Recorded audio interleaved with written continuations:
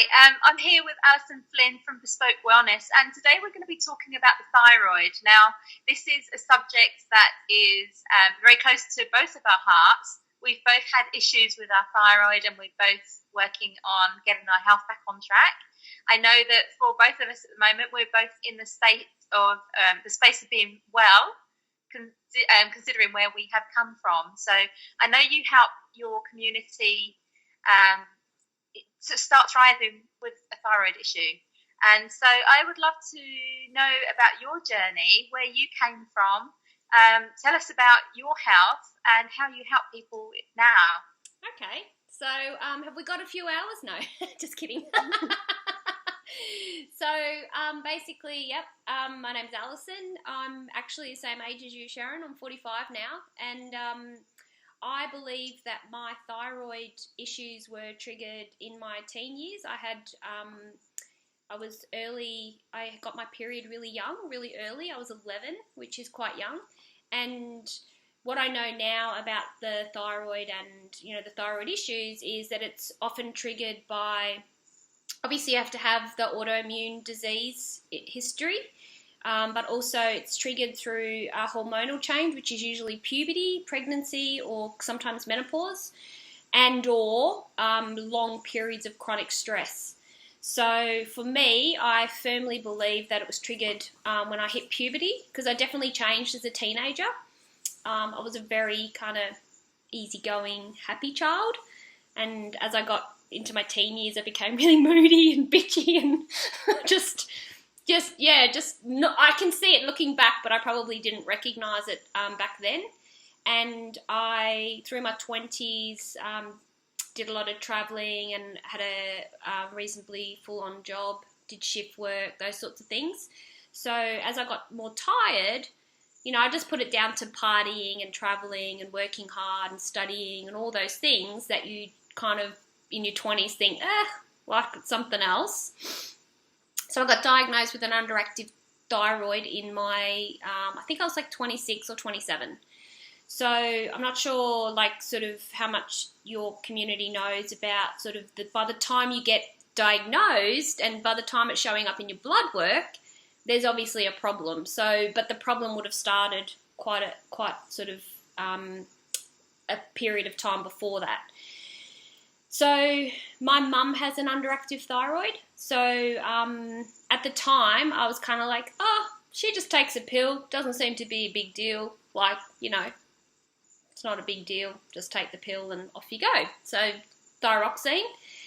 And I stayed on 50 milligrams of thyroxine for the next 17 years. Wow.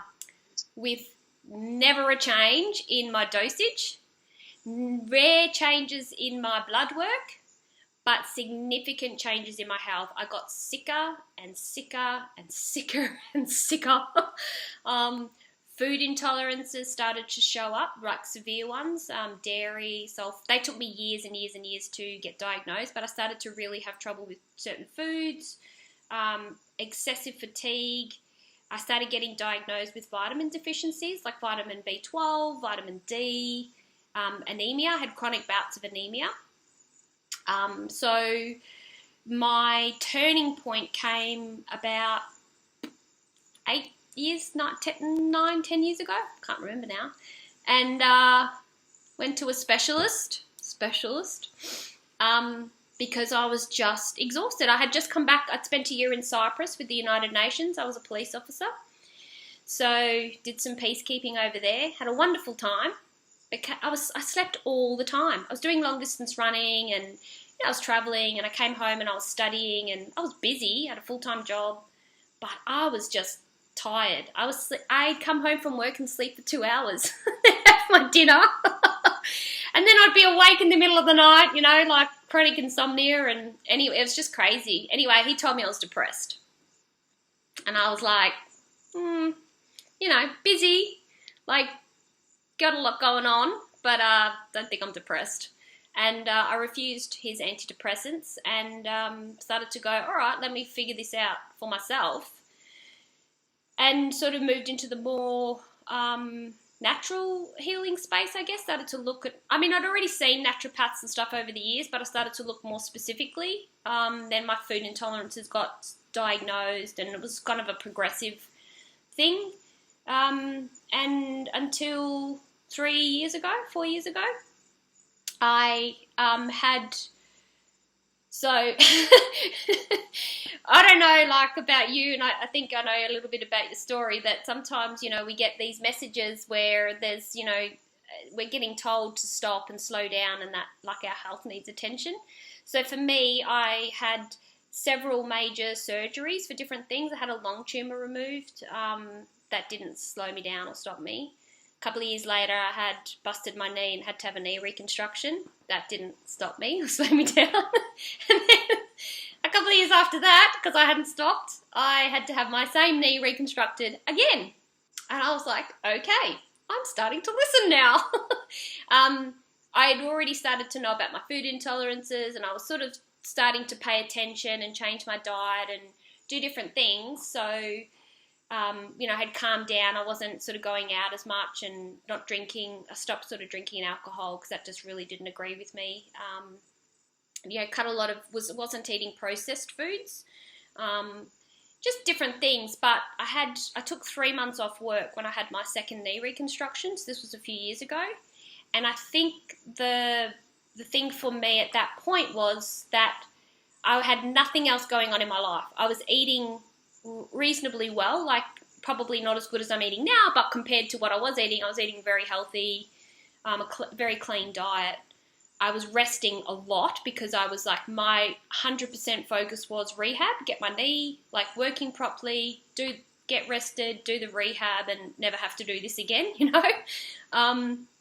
And after sort of 2.5 months, 3 months at home, doing nothing else but rehab, you know, for an hour and a half a day and sitting on the couch kind of thing and watching reruns of Lost, I thought, I'm still exhausted. I am still knackered. Like, there was something wrong with me. Like, I think that was kind of the moment where I sort of went, all the other times I could explain it away, my tiredness, to, you know, traveling or working long hours or, you know, working and studying or something. And I think at this point I sort of went, there's no other, I cannot talk, like I can't excuse this away anymore. So, and I knew I had an underactive thyroid, but I sort of never thought it was a big deal. I didn't really understand kind of what it meant. So just a little bit of Googling, I guess, Dr. Google. Can be good, can be bad. And Hashimoto's kept popping up everywhere. And I was like, oh, what is this? I'd heard of it, but I didn't really know what it was.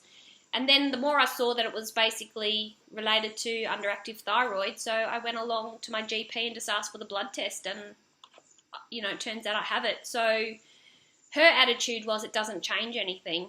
But for me, it changed a lot. And, you know, I just ignored medical advice from that point onwards, I guess, you know, to a degree, her medical advice. And I started looking into things for myself because, you know, Hashimoto's is an immune disease. It's not a thyroid disease. And I think that's the difference is people, you know, they were treating my thyroid with thyroxine, which I didn't need. And as you know, I don't know how much you've shared with your readers about your thyroid journey, but the, you know, reverse T3 dominance is often an excess of T4 that can't do anything. So it's not being converted to active T3 in your body. So it turns into reverse T3, and I had high levels of reverse T3 as well. So yeah, I just started sort of doing my own research and looking for alternate, you know, sort of health measures, and I started having acupuncture treatment and really cleaning up my diet and doing studies in nutrition. And yeah, so that was a few years ago. And then sort of about a year or two ago, I was kind of like getting much, much better. Acupuncture was a big turning point for me, and stopped doing marathon training and boot camp and boxing and all the high intensity stuff at the gym, which I was doing, which was exhausting me. I stopped doing high intensity exercise and just sort of calmed it down and just did walks and yoga and things like that. I just really had to turn the dial down. And I had to look at where all the stress in my life was and start to see how can I reduce it or get rid of it or whatever. And I kind of got to a place where I was getting really good with my diet, was getting much, much better. I was feeling better. I wasn't medicated at this point. And, I was just really seeing some improvements in holistic sort of health treatments, but then turning up to work in the police force, in a culture that was very boy-dominated, and just started to realise that all the good work I was doing in my own life, my personal life, and ensuring I ate well and got lots of rest, and it was undone 10 minutes after walking in the door at work. It was crazy. And I started to look for, an alternate sort of career path, I guess.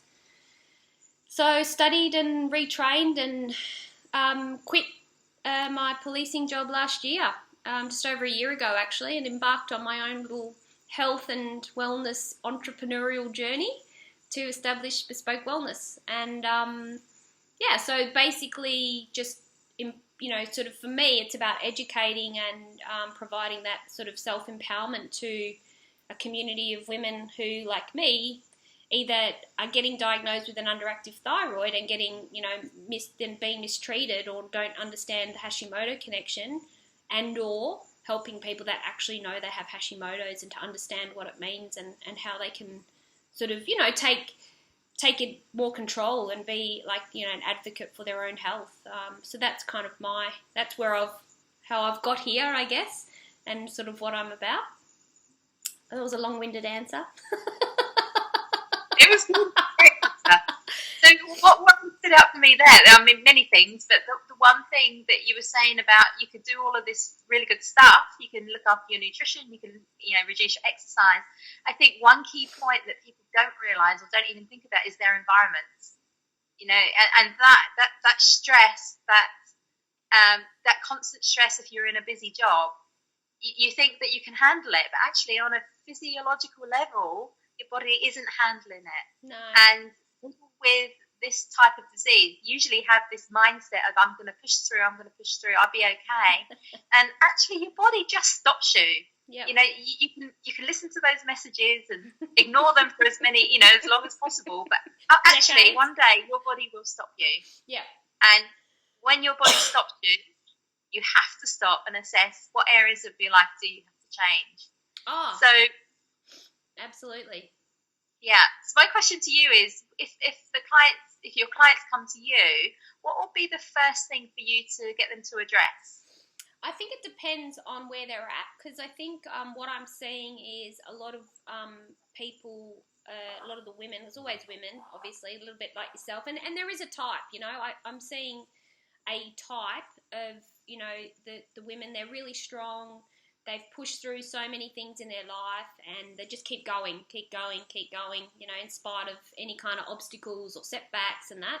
And they're at that point of oh my God, I can't do this anymore, because, they don't understand. But as you know, and I know, at a physiological level, their adrenals have picked up the slack for their thyroid for many years, and now their adrenals are going, stop, I can't do it anymore. And they're getting, ongoing, their chronic infections and, problems in their digestive system, and they're not sleeping, and their relationships are breaking down, and they're just going everything is falling apart, or they're so debilitated that they can't work, or they've had to pare back their work. And a lot of the women that I've seen have done a lot of online, because they're that sort of nature of I want to do this, I want to find out, and they look for the answers themselves, I guess, a bit like you and I did.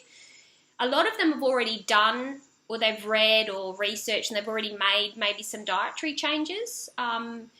So it really just depends, I guess, where they're at, in where I would start with them. But usually I like to talk about starting with the low-hanging fruit. So, there's no point kind of thinking, I'm going to start picking fruit from the top of the tree, because it's a lot harder to get to. It takes more energy, it takes more effort. So let's start with something sort of low and small. And I find that when I'm talking to people, I do give free sessions just to have a chat with people, connect with them, and see whether or not I can help them and what sort of they're interested in doing and where they're at. And my format for the session is pretty much exactly the same. I ask the same questions, more or less, but the information and the topics that come out of those questions are always, always, always different. So for some people it's food, for some people it's their stress levels, for some people it's emotional things, for some people it's, their relationships. So it really, there's no, for me, and I think that relates to my business name was Bespoke. So it's about personalised, customised, and where, I like to meet people where they're at. So, and, I try to identify what it is they need and not say, well, I've got this little cookie cutter, health approach and I can slot you right in and you'll be good to go. So for me, it's all about just identifying where the person's at and what they need, and then giving them some strategies, that low-hanging fruit strategies of, where to start. But it's usually in primarily one of three areas, which is stress, or their nutrition, or like physical activity levels. So it's one of those three areas that I usually kind of give sort of, I'd say let's start there. And in terms of physical activity, some people, like you and I, like high intensity, got to be in the gym 5 days a week or 6 days a week, and got to go out and hit the pavement for a 10K run, or got to go do boot camp at 5:30 in the morning before I then go a 10-hour day at work and come home and look after my kids, and and then wonder why I'm tired. So for me, it's like, for them, I might say, okay, maybe can you try just having 4 sessions at the gym instead of 5, or so it just depends on what they're comfortable with. So it's about sort of identifying their comfort zone and then encouraging them to stretch it a little bit so that they're challenged. Because, there's some things you can kind of go, oh yeah, I could do that. That's easy. You go, okay, well, let's push it a little bit and let's put you outside of your comfort zone. So I don't know if I've answered your question, but there's no one main starting point. There's just usually picking sort of a general area, and then where in that area can we get started to make change, because it's about making change for me. It's about helping people take really small steps to create change that's going to bring sustainable change, so they can actually keep making the change through their life, and then peel back the layers to create change in other aspects, so that then they get that sort of general health and wellness, because it's about holistic health, similar to your, you can eat a great diet, you can be healthy, you can be the perfect weight, you can, whatever, but that doesn't mean that you're healthy or that you're happy or that you're well. So it's about a whole branch of stuff there. I don't know if that answered your question though. I'm very good at going off track. Sorry, I do too, so it's perfect. So when you mentioned about, changing what you say to your clients depending on where they're at, one thing that I had in my head when I was looking at healing myself holistically, I was thinking, I've got to do so much more. I haven't got any energy, and actually I've got to do so much more, and I don't have the capacity for that. But what I learned about my healing journey was I had to just do less. I had to stop training as much as possible. Yep. I had to work less. I had to give myself some space where I did nothing. Yep. Or did meditation, or just went for a walk. So it was amazing for me that actually all I had to do was to take the pressure off myself and actually give myself the space. Yeah. And I started to heal. And so it's that mindset tweak, I think, that at the beginning of any healing journey, where it's stop thinking about what do I have to do extra, start thinking about what can I do less. Absolutely. It's the key message that I've had to learn as well. Anyone who's in my private life who's known me a long time just is like you, are just like day and night now in terms of, the way I approach things. And, I'm just a slowly, like I just go, okay, yeah, slowly, let's do it, because it takes, like I could easily, wouldn't take much at all for me to just like switch on and go. Yeah, let's go, million miles an hour, and, but it takes much more energy and much more awareness and, discipline, I guess, to say, nope, that's enough. You don't need to do 50 things. You can do 45, like, whatever the thing is. But that's been my massive learning as yours, and that's one of the things that I do find is a common theme in the clients and the women that I interact with. It's about encouraging them to actually do less.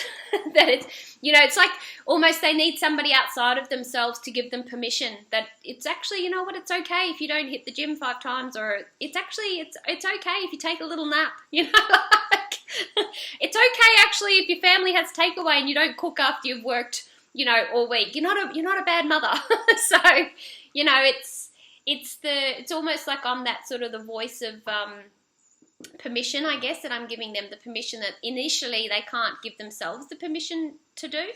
And what I find is, I sort of take people on a bit of a transformational journey, I guess, and oftentimes, by the end of working with me, it's not about, I lost 5 kilos, or, I'm eating more fruit, or I'm eating more, carrots, or whatever. It's like, oh my God, like I'm transformed, I'm not as stressed, I'm not as overwhelmed, I'm not as, or they're finding their voice, like that they're finding that they've now got the courage to speak up and start to, take responsibility, with their doctor to say, no, that treatment's not working. You need to step it up, or I'm going to find another doctor, or, just that sort of thing. So it's never, what they get out of it is never what they expect, I don't think, and it's different for everybody. So, it's all very different. But it is a lot about slowing down and accepting, that it's okay to take your foot off the pedal. You're still going to go in the same direction, it just might take a bit longer to get there, and that's okay. Cool. So if you could give some advice to somebody who just found out that they've got a thyroid problem, they've gone to traditional medicine, they've put them on thyroxine, they're not feeling any better, what advice would you give them? Ooh. Generically, I would say find a new doctor. I think it's very difficult to give generic health advice, but if there was any one sort of thread, and we have touched on it, I think that stress is the best place to start initially, in terms of, because sometimes people don't even realise they're stressed. So, they're in that sort of heightened state of awareness all the time. So I would say find a stress management technique initially that's going to start to help you take things down a notch. And, acupuncture for me worked like a charm. Like it was physiologically enabled my body to go, ooh, this is what it feels like to relax and switch off, because my body had forgotten how to do it. Like my body didn't even know like how to relax. So acupuncture can be good, meditation, and meditation doesn't have to be, going to a class or enrolling in a program. It doesn't have to be sitting on a pillow going, let me commune with nature. It can be just as simple as going for a walk for 10 minutes around the block in the morning before you start work or after work. And, not taking your phone, not taking your kids, not taking your dog, just going for a walk and saying, I'm going to have 10 minutes to myself and I'm going to let my mind, declutter. So, because people I think sometimes think, stress reduction means, doing meditation classes or going on a retreat. There's other, some naturopaths can issue, or homeopaths can give you herbs that can help with your bringing your nervous system down. So it's about, I'd say start with stress and start to think about, if you're going to ask yourself a question, even think back to when you were a child, what made you feel happy and joyful and light? Like an activity, it might have been reading, it might have been painting, it might have been swimming, like low intensity kind of swimming, or just something that's going to switch you out of that gear that you're all that sort of amped up, go, go, go, go, go. Something that you can actually step out of, disconnect, and start to go, all right, I'm going to start to relax a little bit. And it is going to be very different for everybody. Massage can help. Even if it might just be meaning that, you take a walk on a Saturday morning and have a cup of coffee by yourself, or meet a friend, or whatever, anything at all that's going to bring you an opportunity to actually stop in your crazy busy world and take some time out for yourself, and consistently do that. So it has to be, a couple of times a week that you're making the effort, to do it. You might start with once a week, and then twice a week, and then 3 times a week, because over time, the more time that you make for it, the more revelations you'll start to have about yourself and your health, and then you can find, what's next. All right, and next I'm ready to tackle my food, or next I'm ready to tackle whatever. So I'm sorry, I talk a lot, so I might have just completely segued off the topic there. But is that what you were asking? You were completely on topic. It was fine. So rest, relaxation.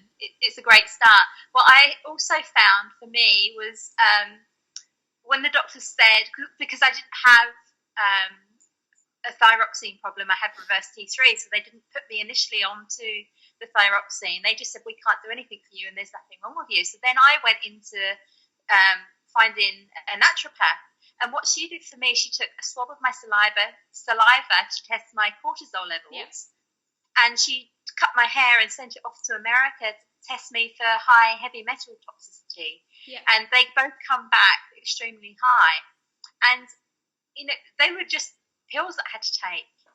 The cortisol, obviously I had to deal with my stress, but for the heavy metals, there's stuff that you can take that will help leach that out of your system. Yeah. So there are many things that you can do where it's literally just taking a few drops a day, but it makes such a big difference. It can yeah. Yeah. So obviously that's not the same for everyone, and that was just the same for me, but I think the message here is just to do that little bit each time, master that little bit, and then do the next thing, like you were saying. Yeah. I think when you are in the midst of the worst part of hypothyroidism, you're in complete baby brain, you can't think, you feel stupid, you don't know what's going on, you're in confusion, you're in overwhelm. Yeah. And the hardest thing to do is take one step forward, because you don't know which step to take. That's right. So just find that one thing, whether it's your food, whether it's your stress, whether it's taking something that's going to get rid of that toxicity in your body. Yeah. Find the thing for you. That's always my message with our community. No one person is the same, and you can listen to everyone's stories and just pick out the things that resonate with you. Absolutely. No, that's a great message. The only thing I'd say about the food is a lot of people find changing their diet very overwhelming, because they read, you got to be gluten-free, or you got to be paleo, or you got to be autoimmune paleo, or you got to do this, and dairy's good, dairy's bad, soy's good, soy's bad. So, and look, there's a lot of good stuff out there, but there's a lot of misinformation from people who have not studied nutrition, who are kind of recycling information that they've seen on the internet, and it's not necessarily nutritionally sound advice. So it's all very well to think about making change in your diet, but make sure that the change is small to start with, because diets are big. Obviously, we have to eat, and you have to eat 3 times a day or 5 times a day, depending on your body. And that can seem very overwhelming to start with to change. So if you're in the midst of it, I would probably not recommend that you try to go on a diet. I think that's the worst thing that you can do for yourself. And yeah, just get your headspace right a little bit and relax a little bit, and maybe go find a naturopath or, some kind of holistic healer that's going to help you get the right test, because if you don't know what's wrong with you, how can you treat it effectively, And my only other word of caution would be for adrenal issues, and I myself have experienced this. People can have adrenal issues and not have a thyroid problem. So when you have adrenal problems and you don't have any thyroid issues, or you don't have particularly like Hashimoto's or anything like that, the adrenal supplements that they give you can help your body do what your body can't do on its own initially. So it's designed to kind of open up the pathways physiologically for your adrenals to work properly. The flip side in my own personal experience, and I've seen it time and time again in many people probably a bit like yourself, Sharon, that we are very, very, very easily flared up. We can go from 0 to 100 in a matter of seconds. So we don't need any help in getting ramped up and getting amped up and getting fired up and getting moving and getting going, which is really what the adrenals are doing for your body. And adrenal supplements can be very, very detrimental to the health of someone with a thyroid condition, because what I needed, and probably what you needed, and what most people with both, and quite often people do have adrenal and thyroid issues hand in hand, is that relaxation. So you actually need to bring the body down to give your adrenals a little bit of time and space to heal, take the pressure off them. You don't need them to be ramped up. I actually got sent into a bit of a crazy manic state taking adrenal supplements when I first got diagnosed with adrenal fatigue, and it's not a pretty place. Like, I'm a pretty ramped up person, generally speaking. I'm, kind of pretty revved up and can go, and let's go. Can you imagine me? It's almost like I took like 10 cups of coffee, like it's like, wah! And I'm talking like day and night. I wasn't sleeping, and the less sleep I had, the more crazy I became, and the more manic I became, and I was doing everything, and just getting like, making myself far sicker than I needed to be. So that would just be a little word of caution that for adrenal problems, and it's about the whole message that I've been saying. Take responsibility for your healing. You know your body best. And yes, there are the doctors and the naturopaths and acupuncturists and other healers out there know a lot about their field and their expertise.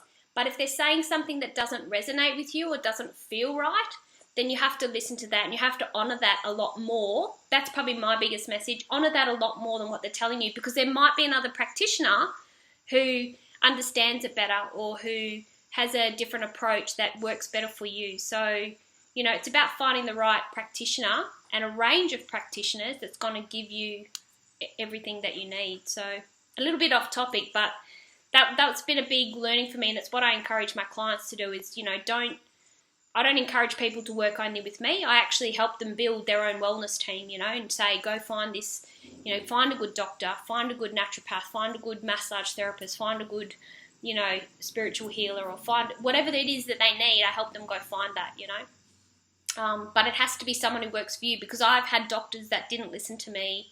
I've had people try to foist $500 worth of supplements on me that didn't work and just made me sicker, and weren't listening when I said that they were making me sicker. And now I'm kind of like, you know what? Nah. I'm not an expert on everything, but I'm an expert on me, and I know what I'm very in tune to my body these days, and you're not going to give me something I don't, that's, if the hairs on the back of your neck are standing up when someone's telling you something, that's a good sign that maybe it's not the right fix. Sorry, your screen's frozen up. I think that's really, really good. Oh. No, you're okay now. I can still see me. Yeah, you're okay now. What was I going to say? Yeah, very good advice. Thank you for that. Before we go, I'd just like you to talk a little bit about the nutrition, because this is what you studied. This is what you primarily help your ladies with. So from a nutrition point of view, if you can give somebody, 3 tips of what they could be eating to start healing their thyroid, that would be wonderful. It's probably more about what you shouldn't be eating, and I think the number one trigger for most people is gluten. It's a difficult thing to learn to live without, but it's probably one of the things that will bring the most relief, and more immediate relief too, because it does interfere with thyroid function at a metabolic level, which I won't go into. So I would recommend, that would be my number one tip, is try to get off gluten. Do it slowly, and, ease into it with gluten substitutes. So, if you like to have pasta, try some gluten-free pasta, and try different brands, because some are really bad and horrible and they stick together. And then there's some ones that are actually really nice, and they're as close to, traditional pasta as you're going to find. Or, if you're a fan of pizza, most pizza places these days will have a gluten-free pizza option, or, if it's bread, there's heaps of good quality, gluten-free breads out there. And then over time, you can start to maybe even reduce, swapping your bread for something else entirely. So you're actually starting to remove the gluten-based products from your diet. So, like anything, take it slow. But I would say try to, remove gluten from your diet over a period of months, through trial and error and finding what works for you. Increasing your vegetables intake. A lot of people don't eat enough vegetables. So if you're filling your plate with vegetables, there's less room for any of the other kind of starchy stuff. And a diet heavy in sort of those filling kind of carbs like bread or rice or pasta can make you more tired as well. So it can bring about that sort of post-meal fatigue. But also, if you think about it, if you're making like what and I used to do it, I used to make, say, chicken risotto, there wasn't much vegetable in there. So if you're filling more vegetables, there's less room for those other things. And this is probably going to be counterintuitive to anything anyone's ever told you in the past, but eat more food. A lot of people that I see, because they've put on weight when their thyroid problems are getting, out of hand, have a tendency to start to starve themselves or skip meals. So that puts more strain on your adrenals. So if you're, and when I say eat more food, I don't mean go and drive through McDonald's 3 times a day. I mean, eat more healthy snacks like fruit and vegetables, or some, gluten-free crackers with peanut butter, or something that's going to give you a little bit of a jolt and a little bit of a carbohydrate and a fat fix together, and eat more frequently. Try not to eat greater than 4 hours apart, because that will give your adrenals some relief as well. So they're probably 3 big things in and of themselves, but you could pick one of those to try to start with making change, whichever one appeals to you, and then just each week just try, start implementing those things into your diet. So small changes. So pick whether you want to try gluten-free, eating more vegetables, or eating more food frequently throughout the day, and that would be start with one of those and start small. Thank you so much. Before you go, if anyone wants to find you, where will they find you online? So bespokewellness.com.au. So that's, do you want me to spell it, or? Yeah. It's BESPOKEWELLNESS.com.au. bespokewellness.com.au. I'm not sure if you put my name in whether it would come up in a Google search these days, but and that you'll find me. If you see a big picture of me on the homepage, you've come to the right place. You do Skype sessions with people, so anyone from around the world can come and see you, or do you just? Yep. Anyone from around the world can book in. I offer free consultations. So on my website, you'll see a little place that says Kickstart Your Health. And in there's a little button where you can send in a notice to me for an application for a free session. Or you can just send me an email on my contact page. I also have a Facebook page, so you can send me a message through Facebook as well.